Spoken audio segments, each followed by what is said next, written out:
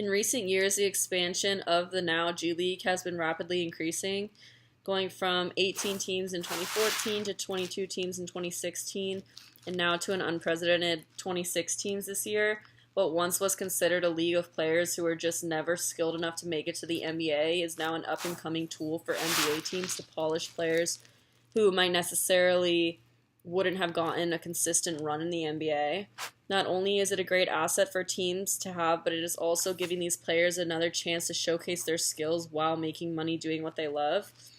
We're seeing it more and more nowadays where players are getting called up for 10-day contracts, and with most of the time with these call-ups, they're getting little to no minutes of play time unless it's, a blowout.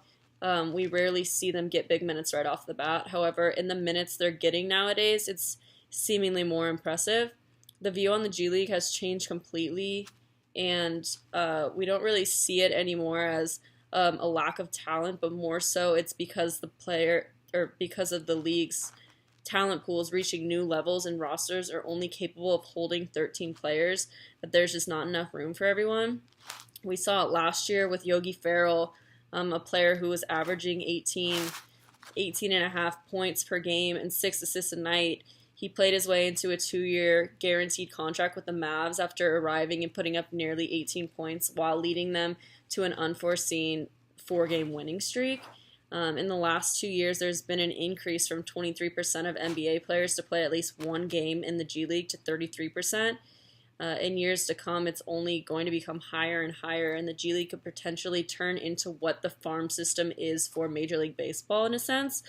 No longer, they're no longer thought of as less talented players, but instead of players in the ready, fine-tuning their skills and getting ready for a call-up. The new addition of a 2-way contract has helped bridge the gap already, with players now able to go back and forth between the two leagues, that there's an infinite possibility of how teams hand out contracts. Another good example is Andre Ingram. He came up recently from the G League and played an outstanding game. And it just goes to show the level of talent that is in the G League and how it could affect the NBA. The NBA and the G League are closer in skill level than ever before, and they call it the developmental league for a reason. I mean, to develop and grow as a player and a person and spend a little extra time in the G League, sometimes it's easy to forget that these players are 19, 20 years old when they first come into the league, and we sometimes expect too much of a player too soon, and this could be why players underperform at times or take multiple years to finally figure out how to play in the NBA.